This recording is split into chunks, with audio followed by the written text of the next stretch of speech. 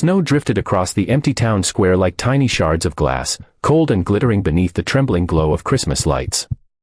The wind carried a hollow whistle through the decorated trees, scattering tinsel and forgotten ribbons across the dark pavement. It was Christmas night, the kind meant for warmth, family, and laughter, but for one woman sitting alone on a frosted bench clutching a bundled infant, the world felt unbearably quiet. Harper Crane's fingers trembled as she tried to keep her two daughters close beside her, their small boots leaving shaky prints in the thick snow. Her breath came out in clouds as she fought the overwhelming fear that tonight might be the night everything finally broke. She had no home left, no money, and nowhere to take her children. And yet she forced herself to stay upright, holding her baby and whispering silent prayers into the frozen air, hoping somehow that Christmas still had room for miracles.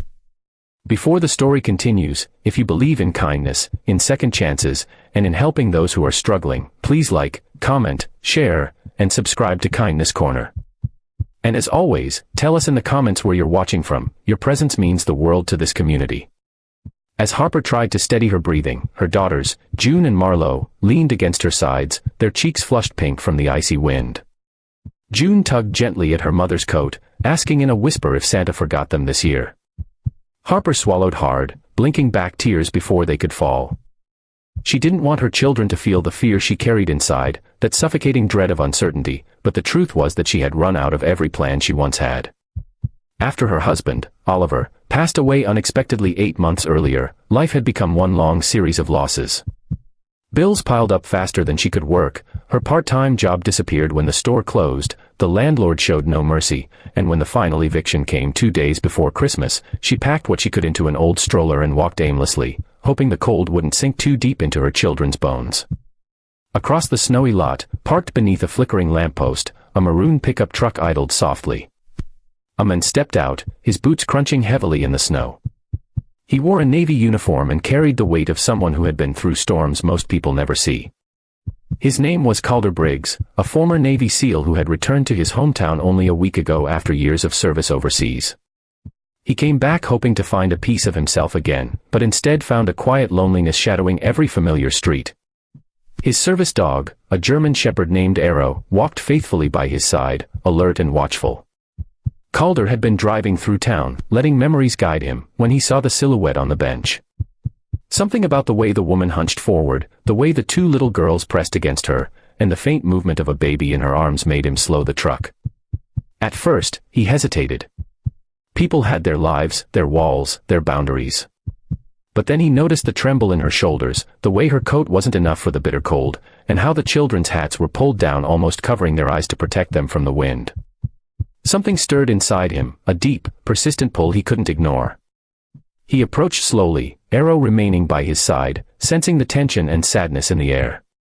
Harper looked up the moment she sensed footsteps, her eyes cautious, wide, tired. Calder could see the fear there, the uncertainty, but he also saw strength, something quiet but enduring in the way she held her children.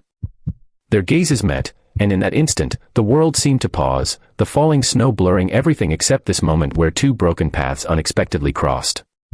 Calder didn't speak right away. He noticed how June's small hand tightened around Harper's sleeve, how Marlo pressed closer, and how the baby stirred, letting out a soft cry that pierced through the cold night. Harper tried to soothe the infant, whispering apologies though it wasn't her fault.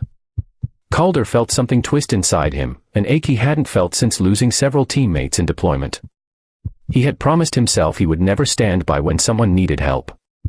And now here he was, watching a mother fight a battle she shouldn't have to fight alone. He kneeled down so he wouldn't tower over the girls, letting Arrow sit beside him.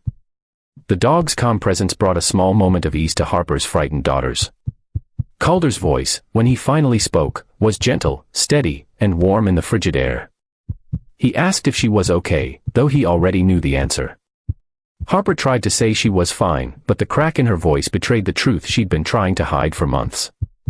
She admitted in a quiet, embarrassed tone that they had nowhere left to go.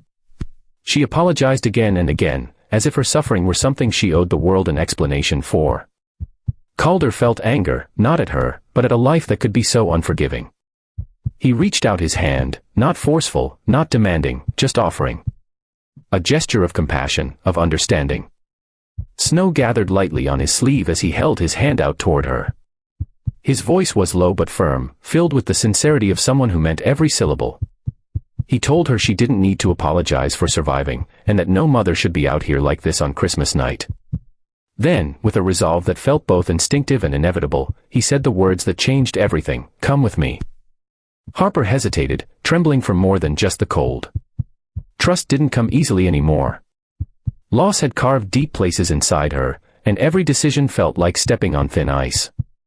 But when she looked at her daughters, exhausted, shivering, clinging to hope, they gave her a small nod, a silent plea. And when she looked back at Calder, she didn't see pity, she saw sincerity, steadiness, and a sense of protection she hadn't felt in months. She placed her hand in his. It was cold, fragile, but filled with an unspoken belief that maybe, just maybe, this was the turning point she had been praying for. Calder guided them to his warm truck, helping the children get inside, brushing snow gently from their coats. Arrow hopped in last, settling at their feet like a guardian. Calder drove them not just somewhere warm, but to a place where the lights glowed brighter, the walls felt safe, and the air no longer stung with fear. He gave them blankets, food, and space to breathe again. For the first time in months, Harper felt the crushing weight of survival lift, even if only slightly. Before we continue to the emotional ending, if this story has touched your heart so far, please remember to like, share, comment, and subscribe to Kindness Corner. Your support helps bring more stories of hope to life. Days turned into weeks, and slowly, cautiously, Harper and her children began to heal. Calder didn't overwhelm them with kindness, he offered it gently, consistently. He fixed the girls' broken boots, helped Harper find steady work, and made sure the baby had everything he needed. Harper began smiling again, not the forced kind, but real ones that reached her eyes. Calder found himself healing too, discovering purpose in helping a family rediscover stability and hope. Christmas night had brought them together in darkness, but it also lit a path made of compassion, strength, and new beginnings. Before the story closes, please comment below and tell us which moment moved you the most. By spring, the snow melted into soft green grass, the air warmer, the sky brighter. Harper watched her children playing with Arrow in Calder's yard and felt something bloom inside her, a feeling she thought she lost forever. Gratitude. Safety. And perhaps, the first quiet spark of love. Calder stood beside her, hands in his pockets, watching the children with a soft smile. They didn't speak, but they didn't have to. Some miracles arrive softly, without fanfare. Some families are found in the most unexpected moments. And sometimes, a single act of kindness